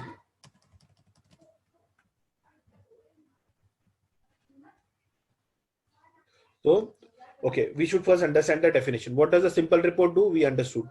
Advanced report, since we started our report writer with advanced, so even you guys are familiar with advanced reporting as well. Now let's focus on metrics and trending report. What is the difference between metrics and trending report? Again, an interview question. Both the reporting type use grouping to group the record, but what is the major difference between trending and metrics report?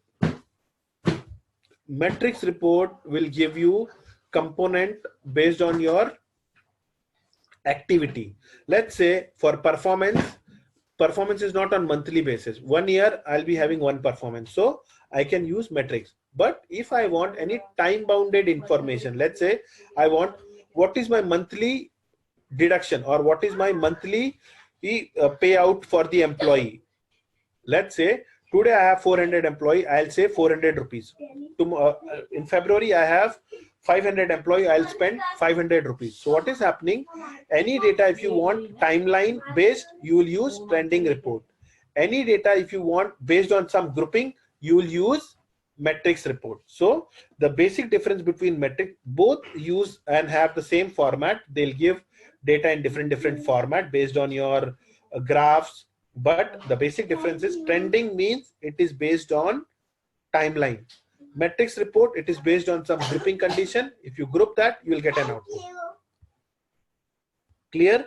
So, okay, majorly what outside, if you are looking out for any Workday reports job, so at least you should know simple, advanced, metrics, and trending. There are other kinds of reporting, but that are not widely used.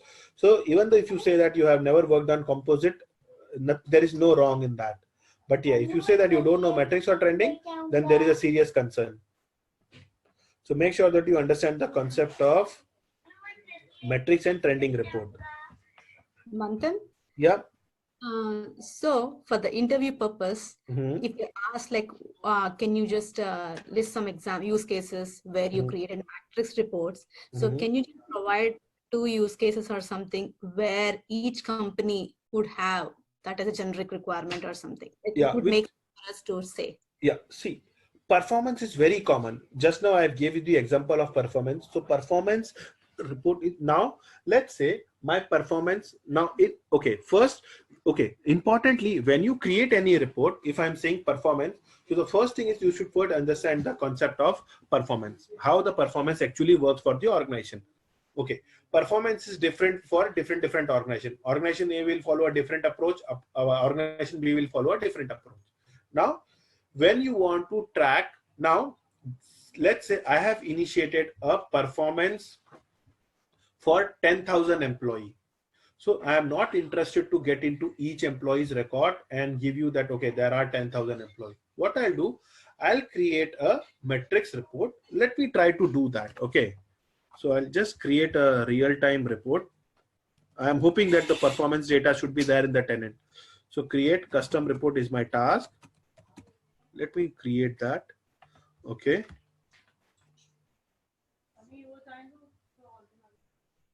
I'll just give this again test.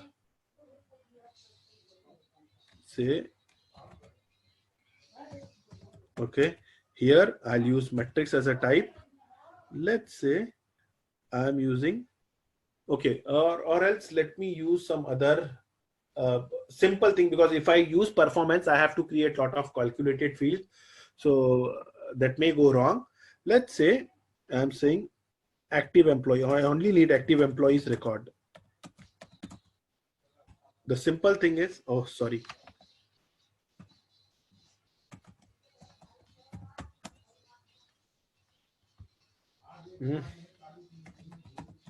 Active employee.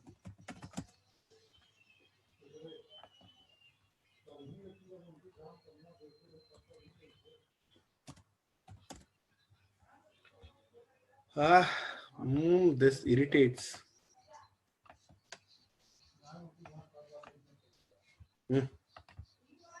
Uncheck this. This is something new which Workday has introduced and which is creating a lot of problem.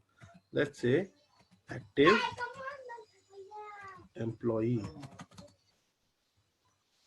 Okay, all active employee I have used, means I'll get the only all active employees. Now my requirement is I want the count of employee based on my location, which is very common. As an head of HR, I'm interested to see that there are, say, my organization working in 10 locations.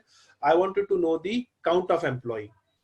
So here what comes, your grouping comes in a place. I want to group an employee count based on my location. So this is a simple one. I'll create the tough one as well. Since first you understand the concept, how matrix report works. So it is asking me for group of count. So let's say I want based on location. Okay, let's put location. First we'll see the output and then we'll use the same report and we'll apply the multiple combinations. So here I want the count. So what I'm doing, I am counting what I'm counting, because see how this works, report works. Here my primary business object is employee. So what I'll be doing, I'll be counting an employee. Based on what? I'll be counting an employee based on my location. Let's try to run this report first. This is a simple metrics report which I have created, which is also required by your organization. Okay, have you heard the concept of dashboards? Heard the concept of dashboards? Yes, Manthan. Okay, so I'm not going to take a deep dive. So now what you did, you said that you get a count wherein this are my location. Based on my location, I'm getting a count of an employee. So this is a simple report. Now, if I'm changing it, saying that I need the location, but I also need the gender wise, like in Chicago, how many employees are male and how many are female. So this is one simple metrics report requirement, that I need a demographic updation of my record. So once you create this report, okay, now when you create metrics report, no one is happy to run this report every now and then. They want that this report to be part of the dashboard. So any kind of like a graphical report should be converted as a dashboard. So you understand the concept of dashboard, so I'm not going to explain that. I'll use the same report. Can you please show at least one report to add to the dashboard, like the current metrics report? Okay, so let me just modify this report. Okay, again, dashboard is very important concept, because as I said yesterday also, you do whatever configuration you did. No one is asking to your expert in your configuration. As an end user, I am happy to see the output. So when you deliver an output, even though you do a lot of work or you do a simple work, as an end user, I am happy to get the output. So when you create or play around with dashboard, that actually shows that end user is happy. So when you work for some project, make sure that your end user for whom you are working are happy. So now let me modify my report, and then I'll convert this report into a dashboard. So let's say I'm saying column grouping based on gender. Okay. Now, instead of that, I'll say I want output in table as well as chart. Okay. Now, whenever you want your report to be part of dashboard, so you have to make sure that you have a worklet. Your work report has to be enabled as a worklet. First thing. So let's say this is my worklet. Where you want this worklet to be present? Now, if I choose home, this is very easy. Let's say, okay, First, we'll say that I want my report to be part of Worklet and which should show up under home. So I have created this metrics report. Here I have given that Worklet is all should be unable to use your report as a Worklet. Now let's say, okay.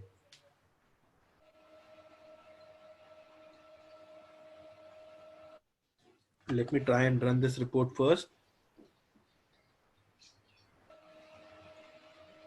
So now you can see, since this is a training environment, so it has got multiple locations, but in real time scenario, your output will look much better. Or else, just to be at safer side, I'll add the filter just to avoid or get the proper output.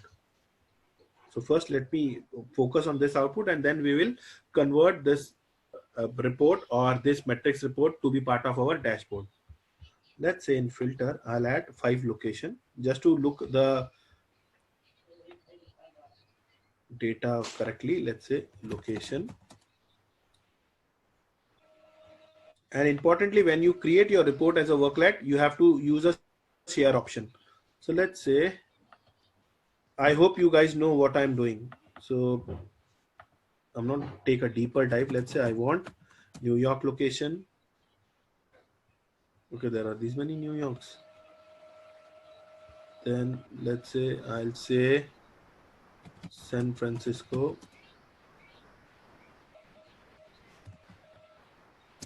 Okay, I'll use one more. Let's say, do we have India?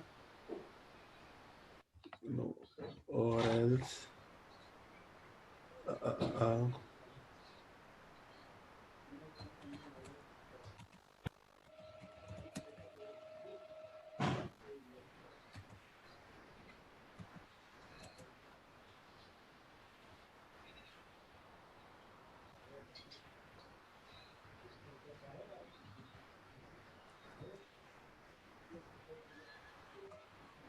Okay, let me say that I have this location so that my output should look bit good. So I have given this condition. Sorry, I have to. Okay, when you convert your report to dashboard, you have to make sure that you share your report out. Your report should not be shared with individual. It should shared with some security group. Then only your dashboard will work. So I'll go and edit my report and I'll use the share option. Let's say I'm sharing this report with, okay, here I go with, say, HR administrator. Okay, whosoever is having HR administrator will able to run this report. I'll click on OK. Where is my report will show up? My report will show up under home section. Let me say run. First, let me see the output.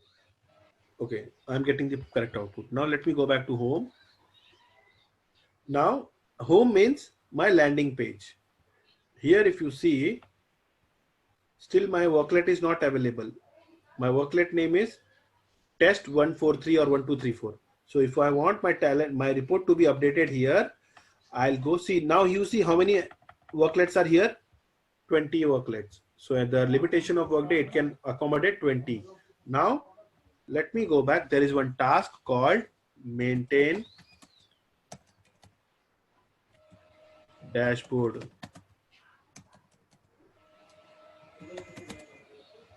Go to maintain dashboard. Since you have assigned your report on home category, so just filter home, click on filter, click on edit and add your report. Now your report will show up over here. Click here. See, and importantly, just add one more report which you have created just now. So my report name is test metrics. Okay, HR administrator.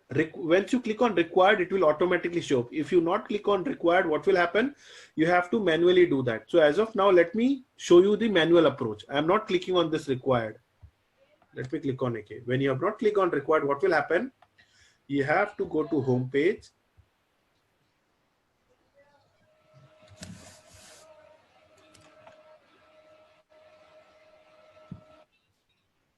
Okay, you have to go to home page and then, okay, let me save this. Does it in error mode? Okay, save. Again, I'll go back to my home screen. See what I did. I have said that I'm manually do this. So if you want to do manually,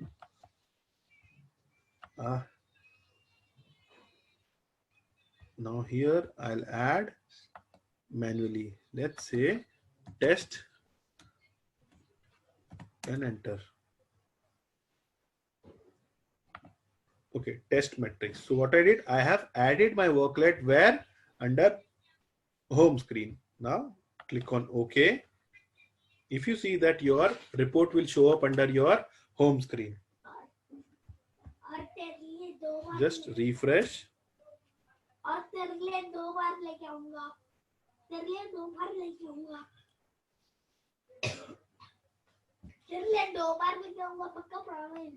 One second.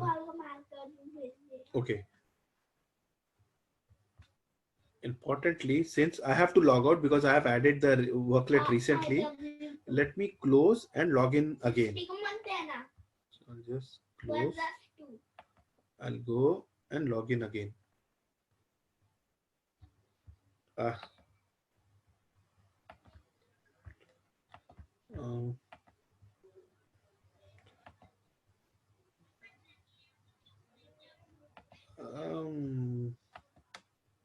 Dashboard. So I have assigned on my home screen.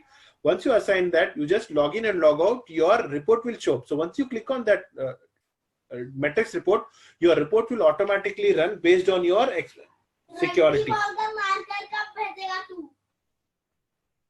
Okay, Manthan. Can I ask one question regarding this? Yeah, go ahead. So you added that workload to the home, right? Mm-hmm. And in what else, where can we add that? Like We other can than home? Okay, we can create our own workload. Let's say now home, if you say home, there are 20 more items are there. So if I say, no, I don't want to be called that as a home. So what I'll do, I'll create my own dashboards. Okay, I can create that. Let's say people head count. I have created my custom dashboards and I can add all my reports under there. You're getting it? We can create our own dashboard. Maintain dashboard is a task wherein you can create your own dashboards. On the home screen, what all you saw? You saw payroll, you saw performance, time. Yes. So you go to maintain dashboard task, then click on that maintain dashboard, create your own dashboard. Let's say people head count. Once you create that, in your report, you have to specify that, okay, you want that report to be updated in your people dashboard. So you just tag your report to that dashboard and assign via edit task. Once you do that, then your report will open up there. So once you, okay, I think I'm confusing you guys. Let's, I'll restart it again. Okay, you got the point. You can create your own dashboards. Custom dashboards you can create. Let's say you have created a custom dashboard called people head count. Assign that report to people head count. Then same way you go ahead and mark that as required. So the limitation says one workload will have 66 reports, not more than that. You're getting it? One workload can accommodate 6 reports, not more than that. Whenever you are assigning any report, you have to make sure that your report is assigned to security group. If you have assigned that report to individual user, that report will not show up in the dashboard. For getting your report to show up on the dashboard, you have to make sure that you have assigned your report to some security group. One workload will accommodate 6 reports. So you can create your custom dashboards. You can assign means any 6 reports into that. So performance report is the important part of metrics report. Let's say I have initiated my performance since we were looking into that thing. I'm saying since we have now, how you can say what report you created under metrics. Again, it is a very common interview question. So you say that for getting the performance dashboards, I have created a matrix report. Now you have to explain what you did that. So you say that when you initiate performance, there are three kinds of transaction. One is not initiated. Second, first you have to understand how your performance works. So performance works means employee will give their own rating, then it will go for HR partner to approve, then manager will give the ratings, then it will go for HR partner to approve. So there are 4 stages. Now there are 4 stages. You have to understand that how your stages works. So you can create a matrix report which will say how many employees have not started, how many employees have completed. Once this is done, then whether for, see, now imagine a scenario where there are 10,000 employees working in your organization. So going back to each individual's profile will not work. So in that case, matrix report is very handy. You can group your employees on your business process step. When I say business process step, A means initiation, B means updation, C means approval. So I can put these 3 steps in my in my report by say, let me know how many employees have initiated. So I'll use this condition and I can get my report output that, okay, there are 10,000 employees, 500 employees have initiated, 9,500 have not initiated. Since this is a auto updation, today if I check, the count may vary. Tomorrow if I check, maybe 500 employees have completed. So my output will update once the employee have updated the information. So getting performance information in a matrix report is the perfect example. So all the performance life cycle you can track into a matrix reporting. This, if you say this thing also, the interviewer will understand that you have worked on it. Because when you go for any interview, no one will ask the theoretical question, please give me the definition of matrix report. They are always looking out for the experience which you have worked on that thing. So if you say this way that, okay, I have created a matrix report for getting all my performance record, then the interviewer will understand that, okay, you have worked on this thing. Since I don't have thing, but when I get the tenant, I'll create and I'll show you the scenarios. Okay, Manthan. Thank you. Sounds good. Thank you. Yeah. Anyone want to ask anything, any question which you have encountered in between, which you have not clue, or while practicing you stuck somewhere, you need some clarity, what went wrong, anything like that? Or any ad hoc question, feel free to reach out to any ad hoc question. Manthan, Yep. can you provide some use cases so that we can work on creating simple matrix reports? It was Okay. difficult for me to just come up with some use cases. Okay. So I'll again, as I said, I need a matrix report wherein I need since I have already created one, but since you need a use cases, I'll give you use cases. I need the count of employee based on ethnicity, and that too only for United States. Okay, this is one requirement. Understand my requirement. Repeat once again. Can you please repeat it once again? Are you guys available? Yes, Manthan, I can hear you. Okay. Yeah. So Yes. Can you please repeat it once again? okay, so I'm giving you a requirement that please create a matrix report which will give me an ethnicity only for United States, and I need let's say for US, black, or any other ethnicity, how many employees are there. So this is one requirement, which is a simple one. Now I'll give you the requirement for the intermediate matrix report. So this is one. First requirement clear. I need the grouping of the count of employee based on my ethnicity, that too for United States. Okay. Now, second requirement. I want to know that how many employees have completed their personal information. You got the thing, right? Because personal information, like let's say you are interested to see how many employees have updated their date of birth, how many employees have updated their marital status, or how many employees have updated their ethnicity, or for how many employees your personal information business process is pending. I need account. I don't need the transaction Excel. I don't want anything in Excel. I need that, okay, there are 10,000 employees. Out of 10,000 employees, 500 employees have completed the personal information record, and now 9,500 employees have not completed. And that too, I want location wise. Requirement clear or confused? This is intermediate requirement. I want employees personal information record, the count of employee completed the personal information based on location.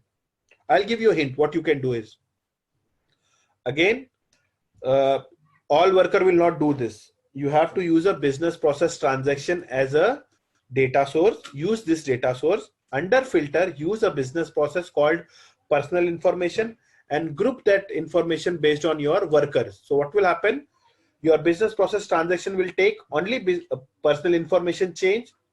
Your grouping is based on worker, so you'll get a worker. Again, I said I want location wise also. So use worker first grouping, then click on second, use location as a grouping. So what will happen? You will get a count of employee based on location only for personal information change business process. Clear or still not? We'll try, Manthan. Any next week when we discuss, we can. Sounds good. Yeah. I hope so. So I will not give you the toughest metrics as of now. This too handy.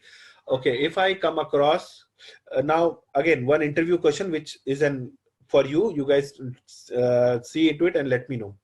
If I want to tag employee with some grouping, how do I do that? Let's say now see my requirement. All my employees are there in my tenant. I want to tag employee with say employee belong to red group, employee belong to blue group, employee belong to yellow group. If I want to do that, how do I achieve this? You don't have to answer right now. Please understand the question and let me know if you know the answer. If I want to group employee based on some tagging, what should I do? Okay, you don't have to answer. This is an open question. When we connect next week, if you know answer, you can tell me, or else I'll give you the answer. You want more, or shall we stop here? Reports. There was one question asked, like, how do you create a report to get a duplicate email IDs for the worker? Because there could be a chance that by mistake or something like that, the HR has entered email IDs which are duplicate. So how do I get a report on that? No. Duplicate ID means they have entered 2 times email ID. This is what your question? Yes. Okay. Yes. 2 email IDs per worker. See, email ID is a single instance concept, right? So what you can do is you have to create a calculated field which says extract single instance. When you create this calculated field, at the bottom you see you get the instance. You can see, please tell the instance count 1 or 2. So if you type first, you have to add 1. So what will happen? System will give you first email ID in the report. Then you create another extract single instance calculated field. Then in that field you type 2. So what will happen? It will give you the second email ID. So first you have understood. Then you have to create a condition there that first email ID should be equal to second email ID. This is filter condition. You want which employee have got multiple email IDs which is duplicate, right? So first you have to get 2 email IDs. You get that. Then in filter condition, you will say that you have already created 2 calculated fields. So say first single instance calculated field is equal to second calculated field. When these 2 are matched, you will get the report wherein employees who are having both the email IDs with the same IDs, both the email with same name. Clear? Doubtful? Let me know. Yeah. I took this kind of same approach. This was asked in one of the interview. So I just said that I can use extract single instance function in calculated field, but I didn't explain the next steps where I have to create one more and then compare. Obviously, if Sure. you not compare, system will not able to give you, right? Single instance will only give you Correct. output, but you need a filter condition, because here your condition will give you the correct approach. If you not use condition, you will not get an output, right? Correct. Okay, I agree. Yeah. yeah. And any examples or use cases, if we are running out of time, it's okay in the next session. Because we are in reports, the question was asked like any complex calculated fields used in the report, and if used, what is the example and why? Okay. So Now I'll give you. I was stuck there. No, see, if you are a beginner, so even a single calculated field is tough for you. Okay, so it's purely depend what kind of experience you are showing. Based on that, okay, let me give you a real-time scenario. Okay. As I said, I'll just give you a scenario since we don't have time, so I'm not going to give you in depth, but yeah, I'll give you a scenario. Let's say you are using worker as a data source. Okay, all worker as a data source, and here you are looking out for a benefits information. When you click on benefit, you will get, let's say I am in an organization for 10 years. So if you use benefits, you will get 10 records. You're not interested to get that. You need the current benefit information, and that too, there are different kinds. I'm just giving a scenario. There are different sections of benefit. You say that there is a spending account, there is a health account. Here I'm saying I only need a health account, that too for my dependent only.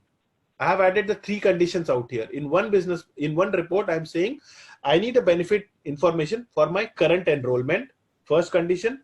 Second, I need only spending account information. In that also, there is a separate criteria which says a spending account for my transit or my parking.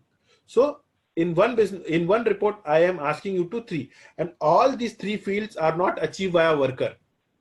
All these 3 conditions will not be getting when you are using worker. So in this case, you have to use a calculated field.